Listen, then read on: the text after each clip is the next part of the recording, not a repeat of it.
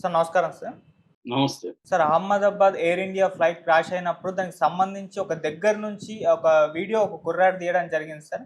అయితే ఇప్పుడు ఆ కుర్రాడిని పోలీసులు అదుపులోకి కూడా తీసుకొని ఇన్వెస్టిగేషన్ చేస్తున్నారు. అంటే ఎందుకు అంత దగ్గర నుంచి తీశారు ఈ వీడియో? అసలు ఆ టైంకి క్రాష్ అవుతుందని మీకెలా తెలుసు అంటూ ఇన్వెస్టిగేషన్ చేస్తున్నట్టు కూడా తెలుస్తుంది. అసలు ఎవరా కుర్రాడు? ఎందుకు ఈ విధంగా తీశారు?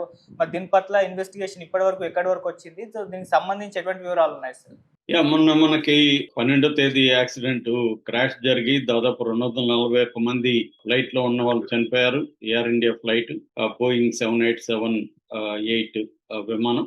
సో ఒకే ఒక్క రమేష్ విశ్వాస్ కుమార్ అతను ఒక్కడే బతికాడు. 11A సీటు వ్యక్తి. వాళ్ళ బ్రదర్ అజయ్ కూడా చనిపోయాడు. సో దాని తర్వాత medical college బీజే medical college hostel మీద పడడంతో మెస్లో భోంచేస్తున్న వాళ్ళు ఇప్పటి వరకు అందుతున్న సమాచారం ప్రకారం 38 మంది చనిపోయారు. సో ఇప్పటి వరకు టోటల్ గా 279 మంది చనిపోయినట్టుగా చెప్తున్నారు. ఇంకా చాలా మంది గాయపడి ఉన్నారు. 2-3 మిస్ అయి ఉన్నారు. ఆ శిథిలాల కింద ఇంకా వెతుకుతున్నట్టుగా తెలుస్తుంది.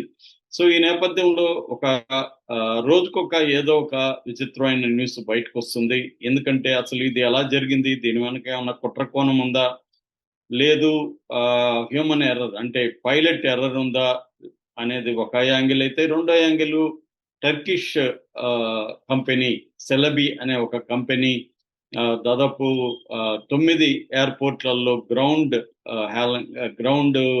డీలింగ్స్ అవన్నీ చేస్తుంది. సో అంటే విమానాలకు సంబంధించి క్లీనింగ్ కావచ్చు, అవన్నీ కూడా ఆ కంపెనీని చేస్తుంది. వాళ్ళు ఏమన్నా కాన్ఫిగరేషన్ చేంజ్ చేస్తారా అన్న అనుమానాలు కూడా ఉన్నాయి. రామ్దేవ్ లాంటి వాళ్ళు అది కూడా చెప్తున్నారు. అట్లాగే విమానం క్రాష్ అవుతున్నప్పుడు ఒక మిస్టీరియస్ ఆబ్జెక్టు బయటికి వెళ్ళిందని చెప్తున్నారు. అదేంటి అన్న కోణంలో కూడా విచారణ జరుగుతుంది. అమెరికన్ విచారణ సంస్థలు రంగంలో దిగే, అట్లాగే యూకే సంస్థ రంగంలో దిగింది. ఇండియా నుంచి కూడా ఒక 2 సంస్థలు ఏవియేషన్ ఇన్వెస్టిగేషన్ కి సంబంధించిన సంస్థలు రంగంలో దిగాయి. ఈ నేపథ్యంలో ఇప్పుడు ఒక 24 సెకండ్ల వీడియో వైరల్ అవుతుంది. అదేంటంటే అతి దగ్గరగా కూలుతున్నప్పుడు చాలా దగ్గరగా 24 సెకండ్ల వీడియో బయటకు వచ్చింది.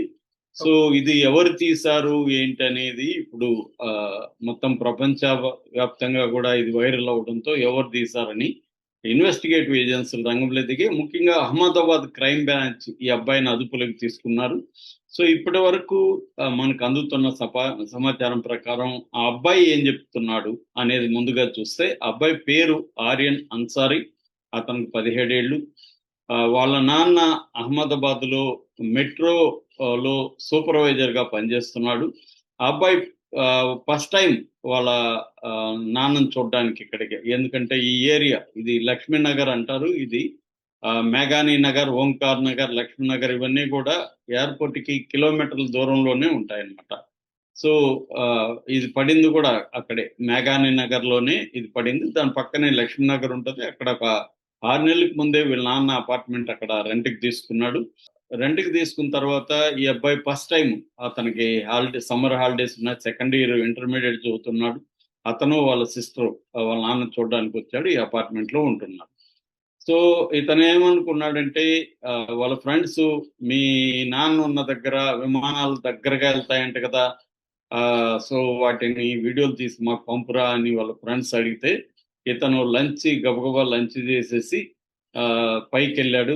మేడపైకి వెళ్ళి అపార్ట్మెంట్ టాప్ ఫ్లోర్కి వెళ్ళి బయటకు వెళ్ళి ఇతను వీళ్ళ ఫ్రెండ్ రాజేష్ ఇద్దరు కలిసి జనరల్ గా అక్కడ ఏంటంటే ప్రతి విమానం కూడా దగ్గరలో ప్రతి 10 నిమిషాలకి 15 మినిట్స్కి ఒక విమానం అక్కడ వెళ్తూ ఉంటది, దగ్గరగానే వెళ్తూ ఉంటాయి.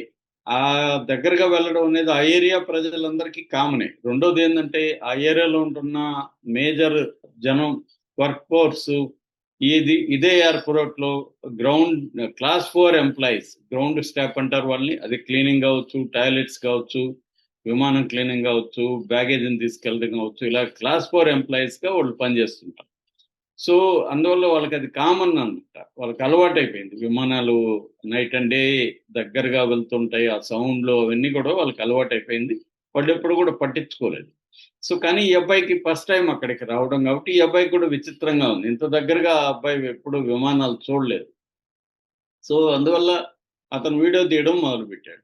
సో ఈ క్రమంలో ఏంటంటే ఇది ఒక 2, 3 వేరేవి తీశాడు. ఈ లోపల ఈ 787 బోయింగ్ 787 డ్రీమ్ లైనర్ విమానం వచ్చింది. ఇది అన్నిటికంటే కూడా కిందికి వచ్చింది. ఈ అబ్బాయి ఏమనుకున్నాడు, ఇది ల్యాండ్ అవ్వబోతుందేమో, అందుకే ఇంత కిందకి వచ్చింది. అంటే చెయ్యి తీసి గట్టిగా పైకి లేపితే తగులుతుందేమో అన్నంత దగ్గరగా అది వెళ్ళింది. దాంతో ఈ అబ్బాయి క్యూరియస్‌గా దాన్ని తీయడం మొదలుపెట్టాడు. అది తీస్తున్న ఒక ఎక్సైట్‌మెంట్‌తో తీస్తున్నాడు. పక్కన ఫ్రెండ్ కూడా నిలబడి షాకింగ్‌గా చూస్తున్నాడు. ఇంత దగ్గరగా వాళ్ళు విమానం ఎప్పుడు చూడలేదు. అది సడెన్‌గా విపరీతంగా అది ఊగిపోవడం మొదలుపెట్టింది.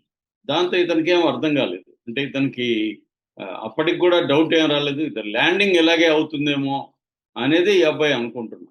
సో ఊగిపోయి ఎప్పుడైతే అది దాని మీద బిల్డింగ్ మీద పడి ఇరిగిపోయి కింద పడి పడగానే మంటలు విపరీతంగా వ్యాపించాయో అప్పుడు ఇతనికి అర్థమైంది ఇది కూలిపోయింది. నా విషయం అర్థమైంది. ఆ సౌండ్‌కి, ఆ నిప్పుల దీనికి ఇతను ఒక్కసారిగా షాక్‌కి గురైపోయాడు. గురైపోయి ఇమ్మీడియేట్‌గా వాళ్ళ నాన్నకి ఫోన్ చేసి దాన్ని పంపించాడు వాళ్ళ నాన్నకి. వాళ్ళ నాన్నకి అర్థమైపోయింది. ఈ లోపల న్యూస్ ఫ్లాష్ అవుతుంది. వాళ్ళ నాన్నకి కూడా న్యూస్ అయింది. దాంతో వాళ్ళ నాన్న ఇమ్మీడియేట్‌గా "నువ్వు వెళ్ళిపోయి రూమ్‌లో తలుపేసుకోరా, బయటికెళ్ళకు ఎక్కడికి" అని వాళ్ళ నాన్న అతన్ని చెప్పాడు. దాంతో అతను ఒక రకమైన షాక్‌కి గురైపోయాడు. మాటలు సరిగ్గా రావట్లేదు. కానీ వాళ్ళ పక్కనున్న రాజేష్ మాత్రం ధైర్యంగా వాడు పరిగెత్తాడు ఆ సైట్‌కి. ఆ చుట్టుపక్కల అందరూ కూడా పరుగులు తీశారు ఆ సైట్ దగ్గరికి. ఈ లోపల దాదాపు ఒక 7, 8 ఫైర్ ఇంజిన్స్, పోలీస్ వ్యాన్లు, అంబులెన్స్‌లు ఇవన్నీ రావడం మొదలుపెట్టాయి. సో రెస్క్యూ ఆపరేషన్ స్టార్ట్ అయింది. సో కానీ ఈ అబ్బాయి మాత్రం బయటికి రావట్లేదు. వణుకుతున్నాడు, టెన్షన్ పడిపోతున్నాడు. అటువంటి అంటే పీటీఎస్‌డి సిండ్రోమ్ అంటారు. అంటే పోస్ట్ ట్రామాటిక్ సిండ్రోమ్ అన్నమాట అది. స్ట్రెస్ డిజార్డర్ పూర్తి పేరు. పోస్ట్ ట్రామాటిక్ స్ట్రెస్ డిజార్డర్ అంటారు సైకాలజీలో. అటువంటి ఒక పీటీఎస్‌డికి అబ్బాయి గురైపోయినట్టుగా తెలుస్తుంది. మామూలుగా యుద్ధాల్లో పాల్గొన్న చాలా మంది సైనికులకు కూడా పీటీఎస్‌డి ఉంటది. సౌండ్‌లకి భయపడే నేచర్ ఉంటది. సౌండ్ వింటేనే వాళ్ళు భయంతో వణికిపోతారు. అలాగా ఈ అబ్బాయి కూడా అలాగా తయారైపోయాడనమాట. అంటే మేబీ సెన్సిటివ్‌గా ఉంటాడు. ఇట్లాంటిది అతని జీవితంలో ఎప్పుడు ఇట్లాంటి ఇది ఇంత దగ్గరగా చూడలేదు. సో ఒక్కసారిగా ఇప్పుడు అబ్బాయికి ఏమైపోయిందంటే ఫ్లైట్ సౌండ్ వింటేనే గుండెల్లో దడ మొదలైపోయింది. నిద్ర పట్టట్లేదు. రాత్రుళ్ళు లేసి కూర్చోవడం, చెమటలు పట్టేయడం జరుగుతున్నాయి. సో ఇది ఒక పక్క అయితే రెండో పక్క ఇదెప్పుడైతే లీక్ అయిపోయిందో ఈ వీడియో విపరీతంగా ఆహ్, మీడియా అండ్ పోలీసులు ఇతన్ని కాల్స్ రావడం మొదలుపెట్టాయి ఇతని ఫోన్‌కి. మీడియా గూడా విపరీతంగా వచ్చేసి అతని ఇంటర్వ్యూల కోసం రావడం మొదలుపెట్టారు. దాంతో అహ్మదాబాద్ క్రైమ్ బ్రాంచ్ రంగంలో దిగింది. దీని వెనక ఏమన్నా కుట్ర కోణం ఉందా? ఇప్పటివరకు గవర్నమెంట్ దీని వెనక కుట్ర కోణం ఉందని అనౌన్స్ చేయలేదు గానీ, పాకిస్తాన్‌కి, ఇండియాకి మధ్య ఉద్రిక్త వాతావరణం ఉన్న టైంలో కుట్ర కోణం ఉందా అనేది ఖచ్చితంగా ఇట్లాంటి పెద్ద ప్రమాదాలు జరిగినప్పుడు కుట్ర కోణం ఉందా అని డౌట్ వస్తుంది. ఎందుకంటే 6 నెలలకు ముందు వీళ్ళ నాన్న అక్కడ ఇల్లు తీసుకోవడం, ఈ అబ్బాయి అక్కడికి రావడం, అంత దగ్గరికెళ్ళి వీడియో తీయడం, ఇదంతా కూడా డౌట్‌ఫుల్‌గా అనిపిస్తుంది ఎవరికైనా. అందుకని వాళ్ళ నాన్నని, ఆ అబ్బాయిని పిలిపించి సుదీర్ఘంగా విచారణ జరిపారని చెప్తున్నారు. ఇప్పటివరకైతే ఆ అబ్బాయిని మేము విట్‌నెస్‌గానే పిలిపిస్తున్నాం తప్ప ఒక నేరస్తుడిగానో, అనుమానితుడిగానో మేమైతే పిలిపించలేదని పోలీసులు అనౌన్స్ చేస్తున్నారు. అయినప్పటికి కూడా ఆ అబ్బాయి అయితే భయాందోళనకు లోనవుతున్నారు. ఎందుకంటే రకరకాల ఇన్వెస్టిగేటివ్ ఏజెన్సీలు దిగాయి. అయితే ఇక్కడ ఇప్పటివరకైతే కుట్ర కోణం ఏమీ లేదనేదే తెలుస్తుంది. ఎందుకంటే వాళ్ళ ఊరికి కూడా ఒక పోలీస్ టీమ్ వెళ్లి విచారించిందని చెప్తున్నారు. సో ఆ అబ్బాయికి ఎటువంటి వేరే ఫోన్‌లో అవన్నీ పరిశీలించినా కూడా ఎటువంటి వేరే వాళ్ళతో అంటే డౌట్‌ఫుల్ సంబంధాలు గాని ఇంకేమీ లేవు. ఓకే. ఆ అబ్బాయి చెప్పిన కథనము కరెక్ట్‌గా అనిపిస్తా ఉంది ఇప్పటివరకు పోలీసులకి. ఏదేమైనా దీని మీద విచారణ కొనసాగుతుంది. అయితే అన్నిటికంటే ఇంపార్టెంట్ ఈ వీడియో వెరీ ఇంపార్టెంట్ అయింది. అంటే చివరి క్షణంలో అది ఎలా బిహేవ్ చేసింది? అంటే పైన టాప్‌ది పైకుండి కిందది పై ఇదుందా? సో, ఎట్లా చక్రాలు ఎట్లా ఉన్నాయి? మామూలుగా అయితే ఎగిరినాక ముడుచుకోవాలి, ముడుచుకోలేదు. తర్వాత ఆబ్జెక్ట్ ఏం పడింది? అది కూలినప్పుడు ఎలా కూలింది? ఇవన్నీ కూడా స్టడీ చేయడానికి ఇప్పుడు ఇన్వెస్టిగేటివ్ ఏజెన్సీలకి ఈ వీడియో వెరీ ఇంపార్టెంట్. అంతకు ముందదే మనకి ఓన్లీ ఎయిర్పోర్ట్ లో ఉండే సీసీ క్యామ్ వీడియోనే ఉంది, కానీ ఈ యాంగిల్లో ఇంత క్లోజ్ గా ఈ అబ్బాయి తీయడం వల్ల ఇప్పుడు అది ఓన్లీ మన ఇన్వెస్టిగేటివ్ ఏజెన్సీలకు కాదు, మొత్తం వరల్డ్ వైడ్ గా కూడా ఆ వీడియో ఇన్వెస్టిగేటివ్ ఏజెన్సీలకి, అంటే ఒక బోయింగ్ విమానం కూలుతున్నప్పుడు ఎలా కూలింది, ఎందుకంటే ఇది ఇలా కూలడం ఫస్ట్ టైం అనమాట. 2014లో టాటా వాళ్ళ దగ్గరికి వచ్చింది ఎయిర్ ఇండియాకి. అప్పటి నుంచి ఇప్పటి వరకు కూడా ఇది కోల్లేదు. ఇది 2011లో దీని మ్యానుఫ్యాక్చర్ అయిందని చెప్తున్నారు ఈ మోడల్, డ్రీమ్ లైనర్ 787 మోడల్. ఇది ఇప్పుడు అదైతే వెరీ ఇంపార్టెంట్ అయింది, కానీ ఈ అబ్బాయి మీద మాత్రం ఇంకా కూడా నిఘా అయితే ఉందని చెప్తున్నారు. ప్రస్తుతం అయితే ఆ అబ్బాయి ఆరావల్లి జిల్లా వాళ్ళది, దాదాపు 130 కిలోమీటర్లు ఉంటుంది అహ్మదాబాద్కు వాళ్ళ విలేజ్.